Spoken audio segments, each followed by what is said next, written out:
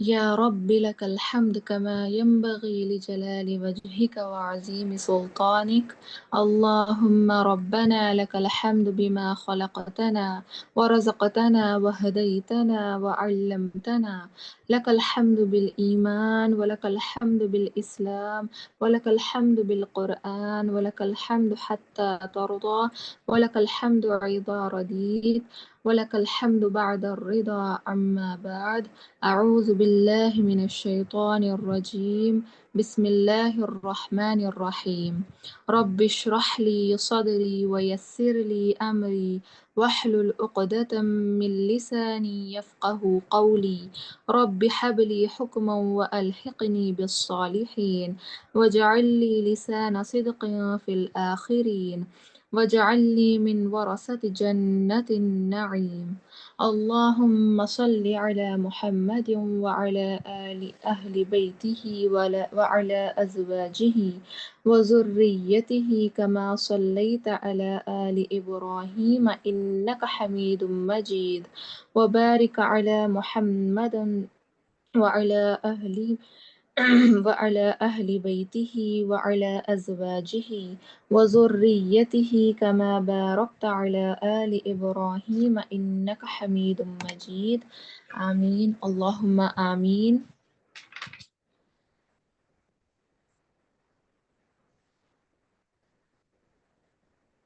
بسم اللہ الرحمن الرحیم. ہم اپنی حدیث آف دا ڈے کی طرف بڑھتے ہیں.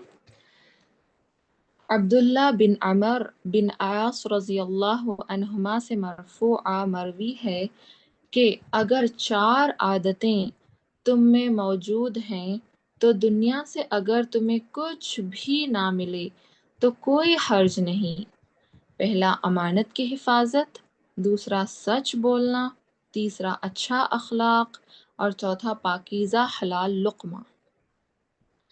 تو یہ 4 چیزیں اتنی بڑی نعمتیں ہیں سبحان اللہ. جسے یہ 4 چیزیں مل گئی نا، اسے چاہے دنیا میں سے کچھ بھی نہ ملے، یہ 4 چیزیں اس کے لیے کافی ہو جاتی ہیں. جیسے کہ نبی کریم صلی اللہ علیہ وسلم کی ایک حدیث کا مفہوم ہے، جو امانت میں خیانت نہ کرے اور سچ بولے، اس کے لیے تو نبی کریم صلی اللہ علیہ وسلم نے جنت کی گارنٹی دے دی ہے. اب تیسرا ہے کہ اچھا اخلاق، یعنی کہ اب ہم طالب علم ہیں، علم حاصل کر رہے ہیں، تو ایک تو یہ ہے کہ ہم خالص اللہ کے لیے علم حاصل کر رہے ہیں، تبھی وہ عمل قابل قبول ہوتا ہے. دوسرا یہ ہے کہ اچھے اخلاق میں دل کی صفائی کا بھی بہت بڑا رول ہوتا ہے. جیسے کہ جو نماز ہوتی ہے نا، وہ ہماری ظاہری عبادت ہوتی ہے، یعنی کہ باڈی پارٹس کی، اعضاء کی عبادت ہوتی ہے، لیکن علم حاصل کرنا، اسے اسلاف کہتے ہیں کہ یہ عبادت قلبی ہے، کائنڈ آف عبادت قلبی، دل کی عبادت. تو اس سے پھر ہمارے دل کو، ہمارے باطن کو برے اخلاق سے صاف کر دیتی ہے انشاءاللہ. تو اچھا علم حاصل کرنا، اور نبی کریم صلی اللہ علیہ وسلم ہر وقت یہی دعا کرتے تھے کہ اے اللہ مجھے نفع والا علم دے. اور جو علم، یعنی کہ میں دعا پڑھ کے سناتی ہوں. اللہم انی اعوذ بک من علم لا ینفع. یا اللہ میں پناہ مانگتا ہوں ایسے علم سے جو نفع نہ دے. اللہ اکبر. تو ہمیں علم اگر نفع نہ دے تو اسے حاصل کر کے بھی کوئی فائدہ نہیں ہوگا. اگر واقعی میں ہمیں ان چاروں جو نعمتیں ہیں، عادتیں ہمیں اپنے میں لانی ہیں، تو ہمیں اپنے دل سے بغض، کینہ، حسد جو بھی ہے اسے نکالنا چاہیے، تبھی علم ہمارے دل کے اندر جائے گا. ایک حدیث کا مفہوم بھی ہے نا، جو ہم نے سنا ہوا ہے، کہ جسم کے اندر ایک گوشت کا لوتھڑا ہوتا ہے، اگر وہ درست ہوتا ہے تو سارا جسم درست ہو جاتا ہے، اور جب وہ خراب ہو جاتا ہے تو سارا جسم خراب ہو جاتا ہے. اس سے مراد دل ہے. ایک صحابی کا بھی قول ہے کہ ایسے دل میں علم کا نور داخل نہیں ہوتا جو اللہ کی نافرمانی کا محل ہو. اللہ اکبر. اللہ ہماری حفاظت فرمائے. اب جب ہم علم حاصل کرنے کے لیے بیٹھے ہیں نا، تو ہمیں اپنے دل کو صاف کر لینا چاہیے، کیونکہ جب خالی برتن لے کے بیٹھے ہوتے ہیں نا تو اس میں بہت ساری چیزیں سمیٹ سکتے ہیں. تو اسی طرح جب دل کو پاک و صاف کر کے علم حاصل کرنے کے لیے ہم بیٹھیں تو تب ہم زیادہ سے زیادہ علم سمیٹ سکتے ہیں انشاءاللہ تعالی. اللہ سبحانہ تعالی ہمیں دلوں کی صفائی کرنے والا بنائے، آمین.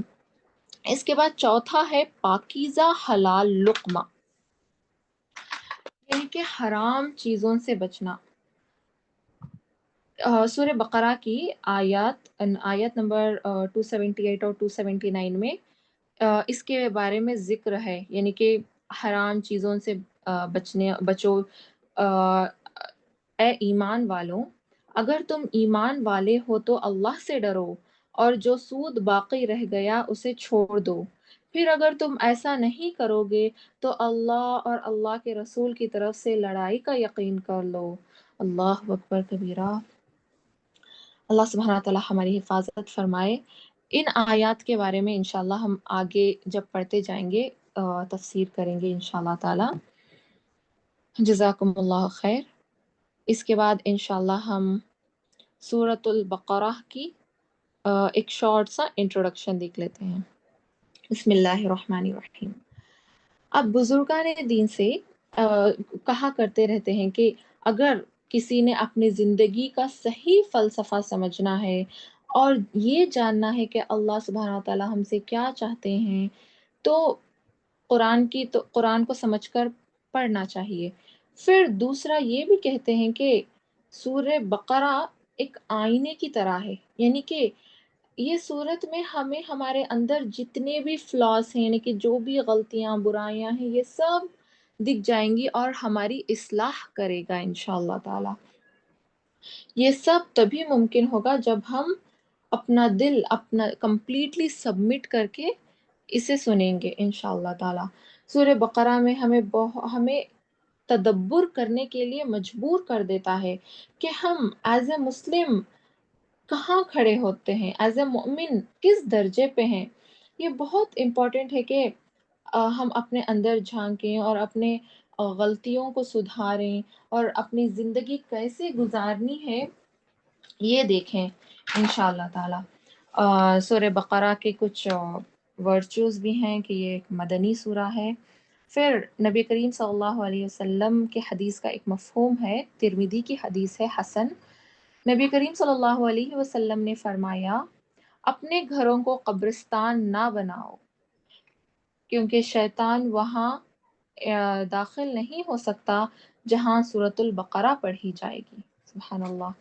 تو اس سے پتہ چلتا ہے کہ ہمیں سورہ بقرہ کی تلاوت کرنی ہے انشاءاللہ تعالی، کیونکہ ایک حدیث کی روایت ہے جو کوئی رات میں سورۃ البقرہ کی تلاوت کرے شیطان 3 رات تک اس گھر میں داخل نہیں ہو سکتا، اور جو کوئی دن میں سورۃ البقرہ کی تلاوت کرے شیطان 3 دن تک اس گھر میں داخل نہیں ہو سکتا. سبحان اللہ.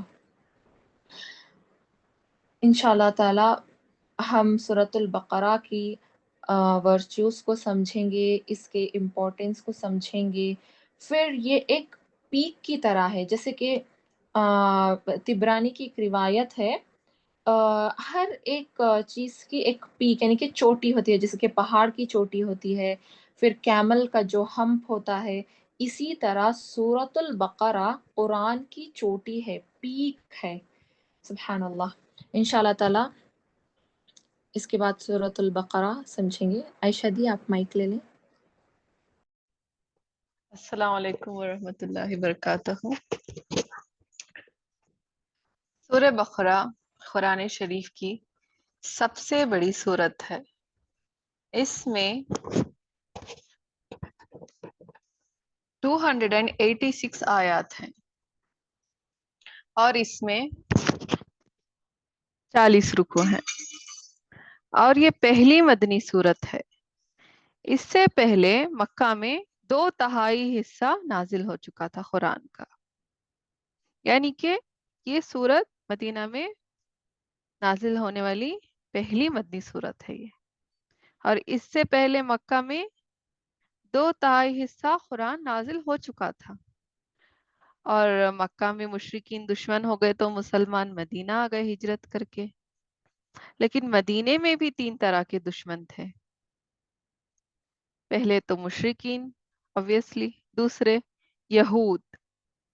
یہ یہود وہی تھے جو شام سے ہجرت کر کے آئے تھے، کیونکہ ان کی کتاب سے ان کو گواہی ملی تھی کہ مدینے میں آخری رسول صلی اللہ علیہ وسلم سے ملاقات ہوگی. تو یہ اس آس میں مدینہ ہجرت کر دیے تھے تب، بہت سال پہلے.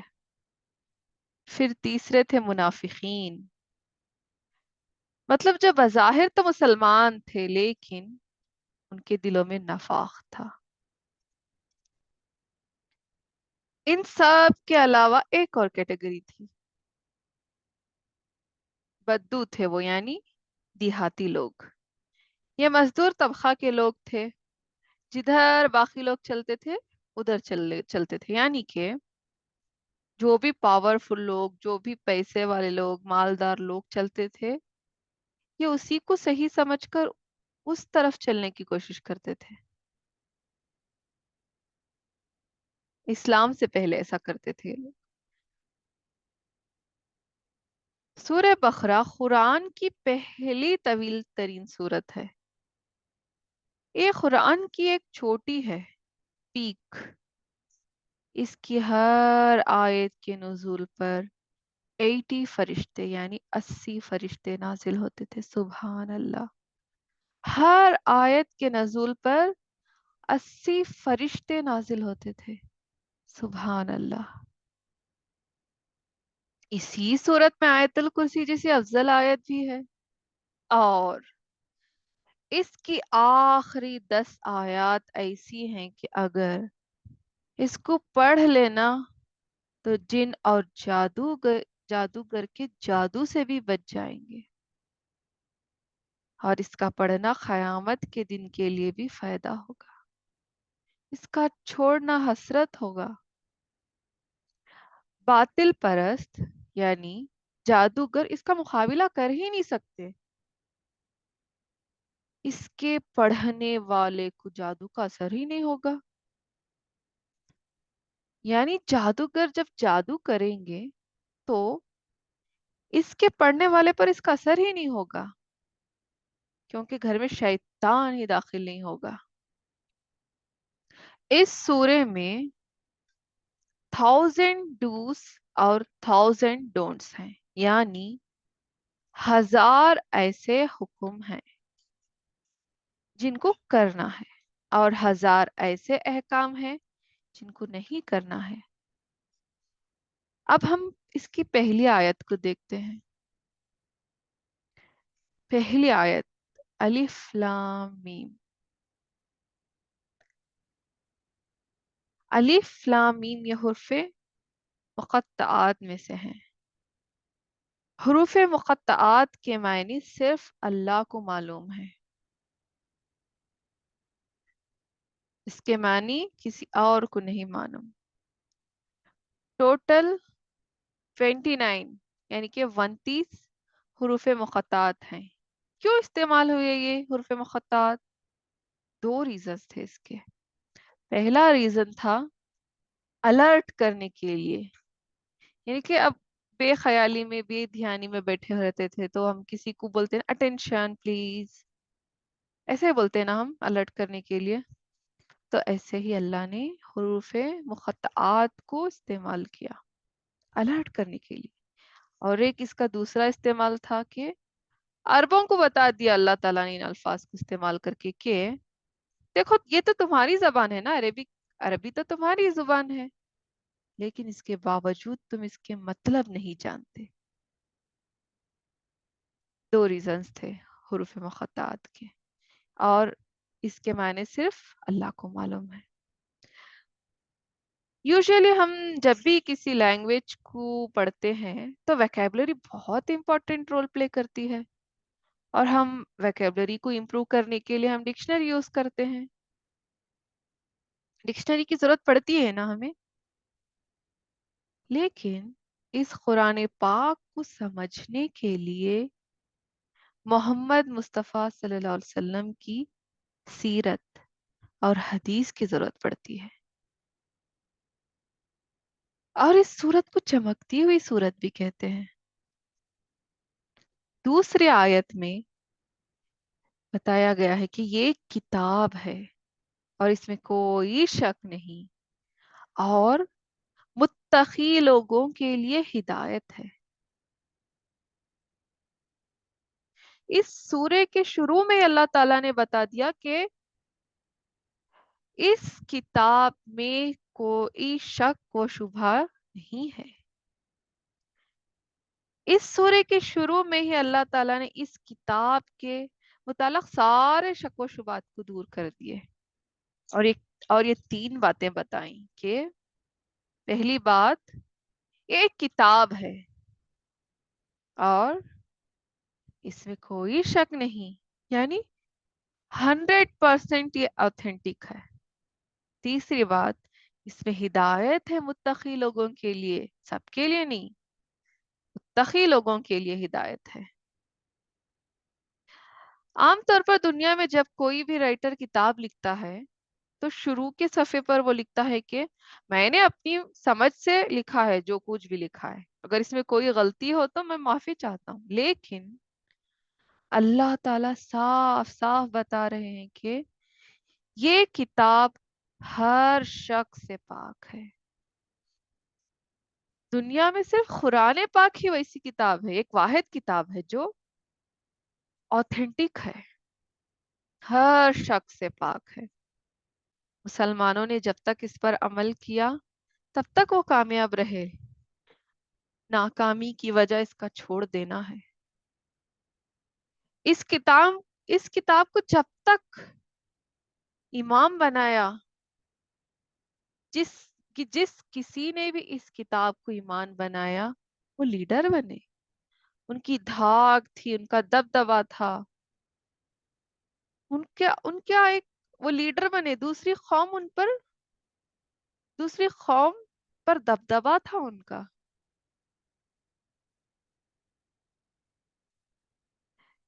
اور یہاں پر اللہ تعالیٰ کہہ رہے ہیں نا کہ اس میں یہ کتاب اوتھینٹک ہے 100%. کیوں کہہ رہے ہیں؟ کیونکہ مدینہ کے لوگ جھٹلانے جو لگے تھے اس کتاب کو جھٹلانے لگے تھے وہ. کیوں؟ کیونکہ یہود نے تو تمنا کی تھی نا کہ ان میں سے نبی آئے گا، یعنی بنی اسرائیل میں سے نبی آئے گا.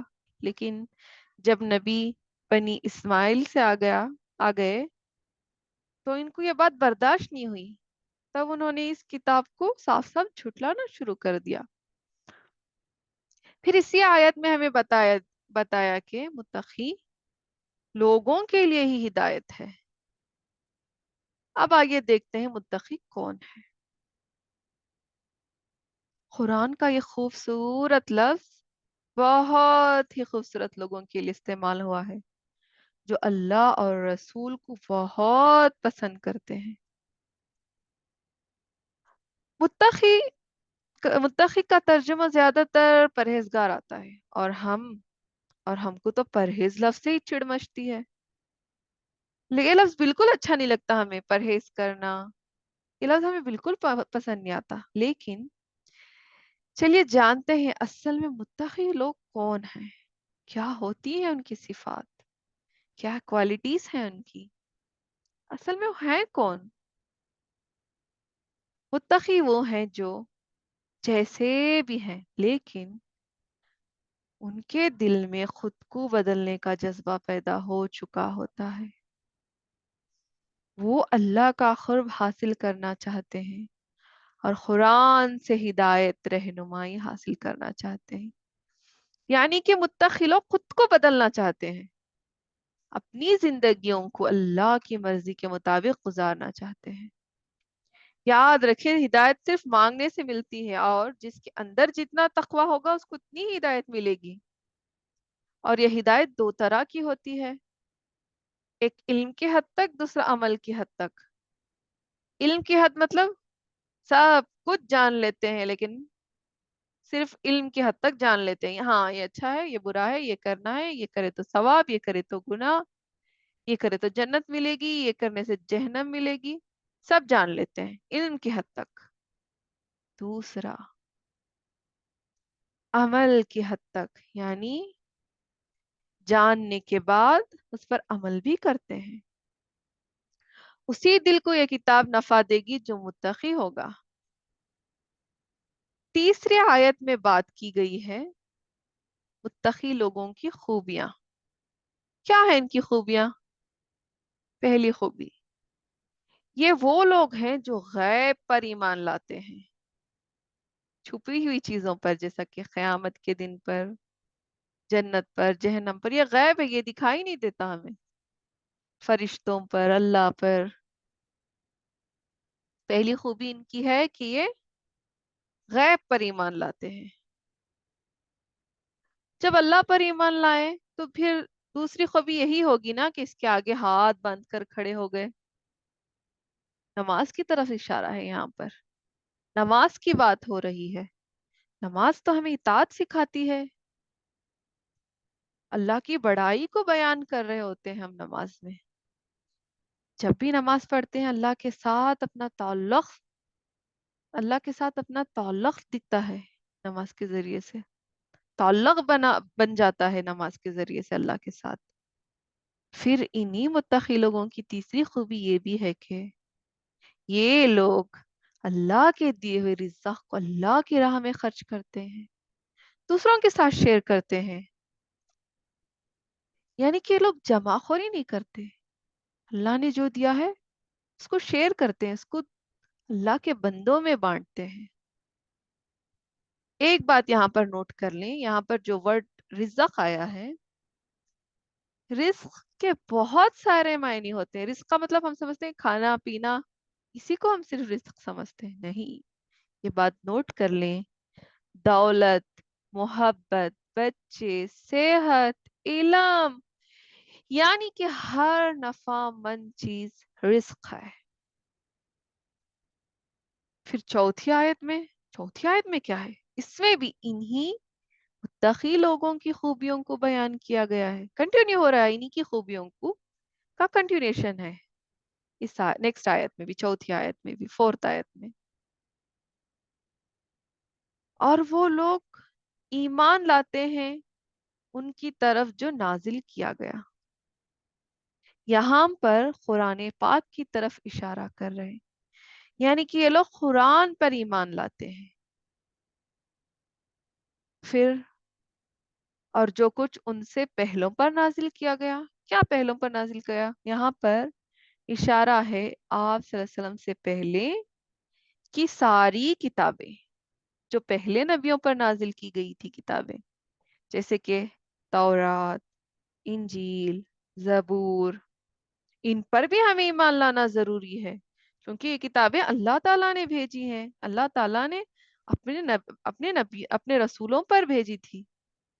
لیکن اب ان کتابوں پر ہم صرف ایمان لانا چاہیے ہمیں، یعنی ایمان لانا ضروری ہے، اس پر عمل کرنا ضروری نہیں ہے، کیونکہ یہ اب اوتھینٹک بکس نہیں ہیں، کافی ملاوٹ ہو چکی ہیں ان پر، ان کے مذہبی علماء نے بہت ساری ملاوٹیں کر دی ہیں۔ ہمارا قرآن محفوظ ہے کیونکہ اللہ نے خود ذمہ لیا ہے اس قرآن کو محفوظ کرنے کا۔ اور یہاں پر ہمیں ایک اور دلیل بھی ملتی ہے، وہ کیا ہے؟ ختم نبوت کی دلیل۔ کیسے ملی ہمیں یہ دلیل؟ کیونکہ یہاں پر اللہ تعالیٰ بول رہے ہیں نا، جو ان پر نازل کیا گیا ہے اس پر ایمان لاتے ہیں، اور جو پہلے نبیوں پر نازل ہوا تھا اس پر ایمان لاتے ہیں۔ اللہ نے یہ نہیں کہا کہ آگے جو نازل ہوگا اس پر ایمان لائیں گے، تو اس کا مطلب یہ ہے، مطلب ایک اشارہ مل رہا ہے ہمیں یہاں پر کہ ختم نبوت کا اشارہ مل رہا ہے۔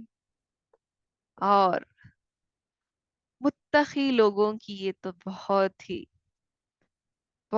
عمدہ صفت ہے، اور وہ آخرت پر یقین رکھتے ہیں۔ متقی لوگ آخرت پر یقین رکھتے ہیں۔ ایک منٹ رکے، یہاں پر غور کریں، آپ لوگوں نے دیکھا یہاں پر لفظ یقین آیا ہے، ایمان نہیں آیا۔ اس سے پہلے جو بھی متقی لوگوں کی صفات بیان کی گئی تھی، یعنی کہ متقی لوگوں کی جو بھی کوالٹیز بیان کی گئی تھی، اس پر لفظ یقین آیا، اس پر لفظ ایمان آیا تھا۔ اب اس میں یقین آیا ہے، کیوں؟ کتنا زور دیا ہے آخرت کے دن پر؟ ایمان کے ساتھ ساتھ یقین بھی رکھنا ہے قیامت پر، کیونکہ قیامت تو آ کر رہے گی اور اس دن سب لوگ پالیں گے، اس دن جو بھی انہوں نے کمایا ہے دنیا میں۔ اسی لیے یہاں پر یقین آیا ہے کہ وہ لوگ متقی لوگ آخرت پر یقین رکھتے ہیں۔ آیت نمبر 5 میں صاف صاف بتا دیا گیا کہ یہی تو وہ لوگ ہیں جو ہدایت پر ہیں، یعنی پچھلی ساری آیتوں کو ماننے والے، اس پر عمل کرنے والے ہی اصل میں کامیاب ہیں۔ یہی وہ لوگ ہیں جو اپنے رب کی طرف سے ہدایت پر ہیں۔ عام طور پر انسانوں میں 3 طرح کے گروہ ہوتے ہیں۔ پہلا گروہ جو بات سن کر اس کو مان لیتے ہیں، یعنی یہ لوگ اللہ کے احکام کو سن کر فوراً مان لیتے ہیں۔ دوسرے وہ جو بات سنی انسنی کر دیتے ہیں، یعنی یہ لوگ اس بات کو اتنا امپورٹنس نہیں دیتے، کیئر ہی نہیں کرتے، اپنے آپ میں مگن۔ تیسرے وہ لوگ جو بات سن لیں لیکن ایمان نہیں لائیں گے، ان کو کافر کہتے ہیں۔ لفظ کافر کا معنی ہے حق سے انکار کرنے والا۔ اللہ وہ ہے جو ہدایت دیتا ہے اور اللہ ہدایت والوں کو ہی کامیاب کرتا ہے۔ یہ وہی لوگ ہیں جن کو اللہ نے کامیاب کیا، جن کی محنت کام آئی، اللہ نے ان کو چن لیا، متقی لوگوں کو اللہ نے چن لیا۔ ان کی دنیا اور آخرت کامیاب ہے۔ جنت پانے کے لیے محنت تو کرنی پڑے گی نا۔ یہاں دنیا میں ہم جو بیج ڈالیں گے وہی آخرت میں اسی کی فصل ملے گی۔ ایسا تو نہیں کہ دنیا میں ہم نے گناہ کیے اور وہاں پر جنت کی امید لگائے بیٹھے ہیں، نہیں۔ جب ہم زمین میں آم کا بیج ڈالتے ہیں تو آم کا پیڑ ہی نکلے گا، جام کا پیڑ نہیں نکلے گا۔ اسی طرح یہاں پر جو بھی کام کرتے ہیں ہم، اس کا فائنل ریزلٹ وہاں پر ملے گا۔ جیسے کام ویسے، نیکی کی ہوگی تو اس کا فائنل ریزلٹ جنت ہوگا، اور گناہ کیے ہوں گے تو جہنم کے ایندھن بنیں گے۔ اللہ ہم سب کو جنت سے قریب ہونے والے کام کروائے اور آگ کے عذاب سے ہماری حفاظت فرمائے، آمین۔ میں کلثوم مائک لے لیں۔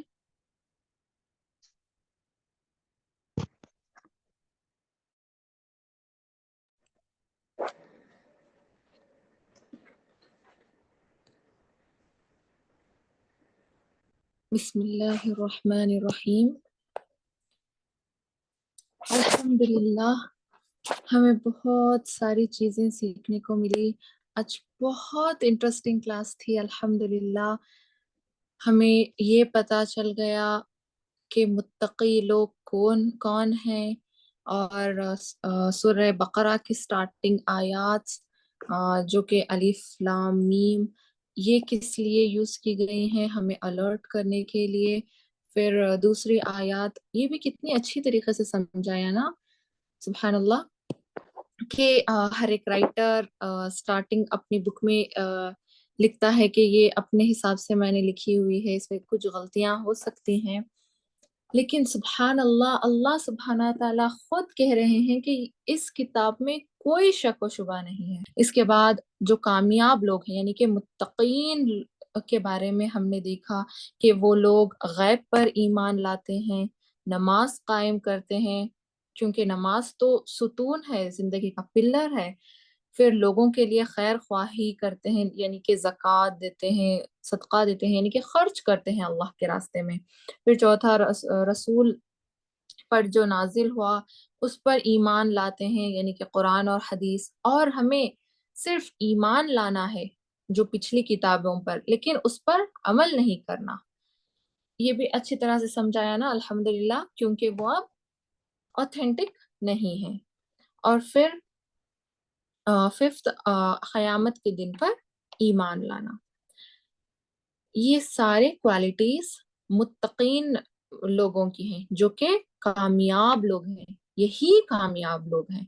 پھر ایک حدیث میں آتا ہے مسند احمد کی، نبی کریم صلی اللہ علیہ وسلم کہتے ہیں کہ میں اپنے بھائیوں سے میں چاہتا ہوں کہ میں اپنے بھائیوں سے ملوں۔